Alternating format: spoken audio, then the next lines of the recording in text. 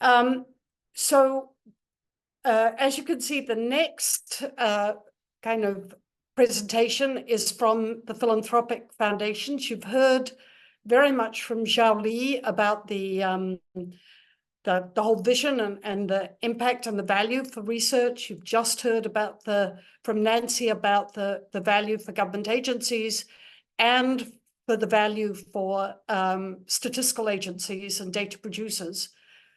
Now, the people who made this happen were the Philanthropic Foundations. So John and Danny, if you would come live and go off mute. I'm going to put you on the spot to, but what I'd ask you to do is there's going to be a lot of people listening who will take some of these ideas and take the ball and run with it. All the information is open. Essentially, the special issue is highlighting different approaches. They're going to be listening and trying to figure out, okay, if I'm interested in carrying this torch forward, taking the open information and moving it forward, what do I need to do? So maybe I would open with Danny to talk a little bit about what the Sloan Foundation does to fund data infrastructure and why. And then I'm going to turn it over to you, John. Okay, thanks so much, Julia. It's great to be with all of you. And I'll start by explaining that Alfred P. Sloan himself is the person who put together and ran General Motors. And in 1934, he asked his foundation to support research and some outreach on science, technology, and economics. So therefore, the economics of science and technology is a very natural topic for us. And we're here to talk about data infrastructure. So I want to say very quickly how we think about that at Sloan. And then I'll give you a couple of examples and themes. And very much, as Julia suggested, my goal is to help you see if you or someone you know has a great idea that we might be able to work together on. So I like to say that I'm in the public good business. In fact, infrastructure isn't always a public good. Practically speaking, really, market mechanisms just won't finance a public good in any way, no matter what you do. But when it comes to infrastructure, typically people want to finance it, but it's also very expensive. So there are a few things that follow from that you can't change infrastructure very easily once it's in place. So the initial design decisions make a really big difference. Use cases really matter because you want it to be used widely, and maintenance really matters. So those are all kinds of considerations that come to mind at Sloan when we're thinking about these things. But governments and markets tend to fail, and so there's a real role for funders in getting projects started. So let me give you a handful of examples. Going back to 1984, when Sloan started the Sloan Digital Sky Survey. And when people talk about the history of big data in science, they often refer exactly to that project as one of the very first and one of the very significant ones, because it ended up discovering, among other things, the largest structures in the universe. And very significantly, if we're talking about infrastructure and its sustainability, it's still an active and really treasured asset in the scientific research community. And many of the tools that we use for big data these days were developed for the Sloan Digital Sky Survey. I'll mention the Census of Marine Life, again, an international effort to gather data like this. I also want to mention something else that Julia was the force behind, which is IRIS. That's the Institute for Research on Innovation and Science, and that has compiled an enormous amount of data about spending and hiring on federal research grants. So again, it's a case of intermediaries who are able to curate these things that become part of the research infrastructure and that gets used all the time. We have also supported tools. Many of you might be familiar with Jupyter Notebooks, and my colleague Josh Greenberg played a key role in discovering and developing that tool. And he's also working very hard on what he calls OSPOs. OSPO, that's an office of, an open science program office. And these are scattered about and being set up on universities all over the place to promote open science. And then I'll mention one other piece of data infrastructure that Sloan was also played a crucial role in. And it's sometimes been called the biggest public good in the history of mankind. I don't quite know how to measure that, but it's a little website you might have heard of called Wikipedia. So those are some of the examples of the things that we've done. And let me just very quickly mention a couple of themes that we're still working on if you have ideas about them.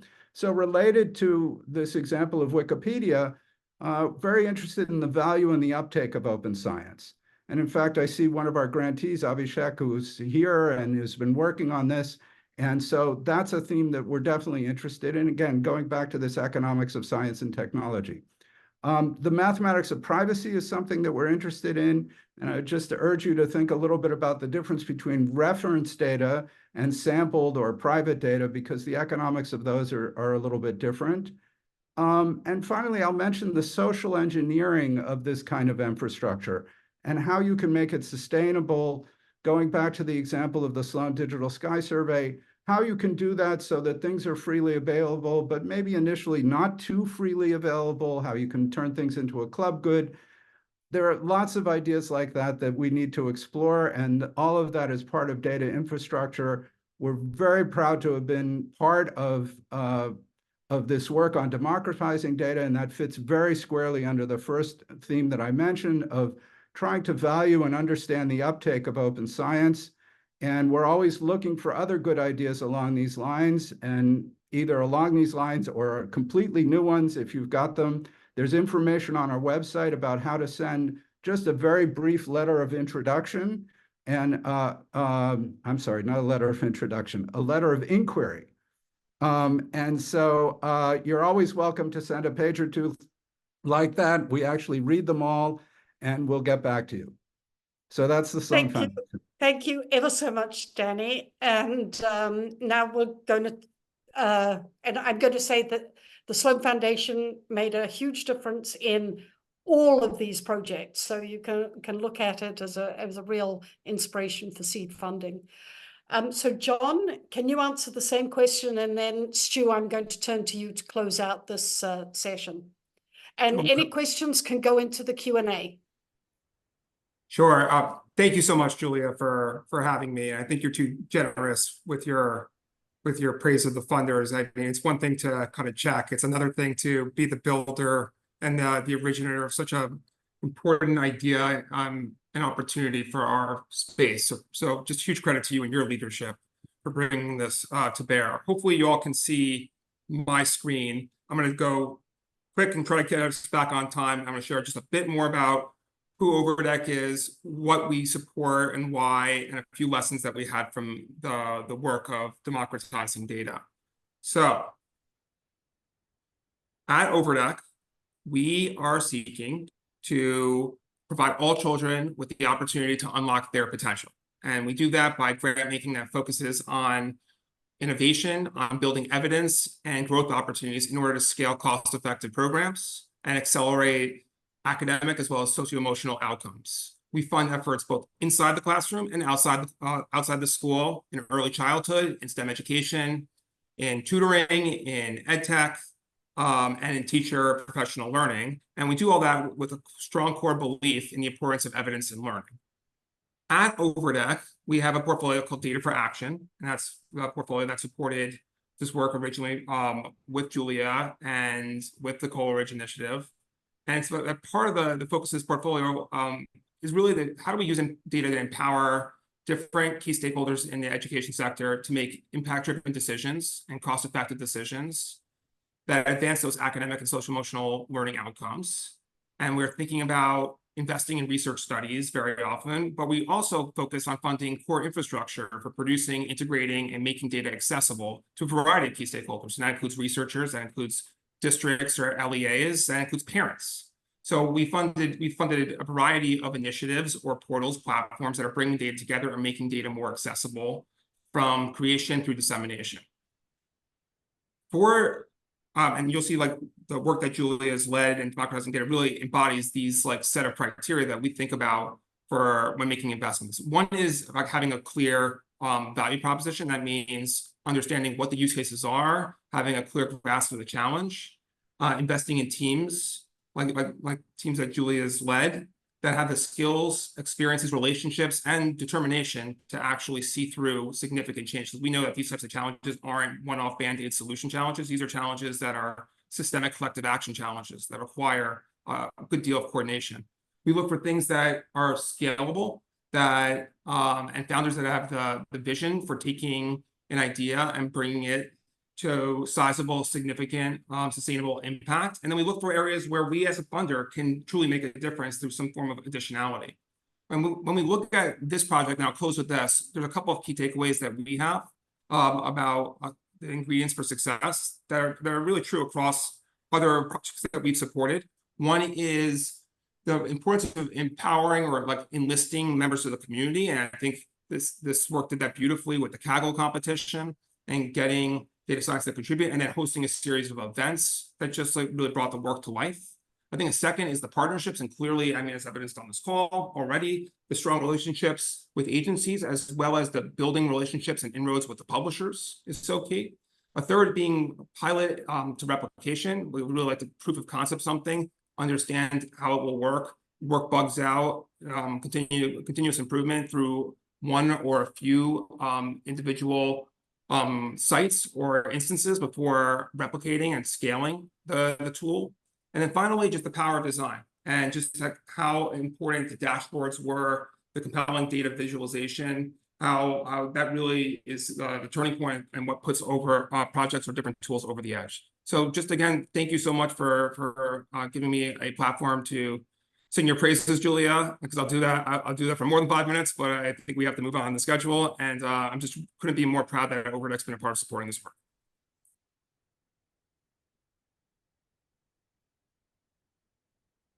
You all made an amazing difference. And Stu Feldman from Schmidt Sciences, I think the focus here is telling people on the call, we'll have about 550 people rotating in and out during the day, how they can take these ideas from, we're going to have Google presenting, you're going to hear UC Berkeley, a lot of academic institutions, German, Deutsche Bundesbank, many ideas from across the world and across different spheres, how you can maybe get stimulated by some of these ideas and work with philanthropists. And you'll see that common theme both in that conversation and in the two things that Danny and John have pointed out just now.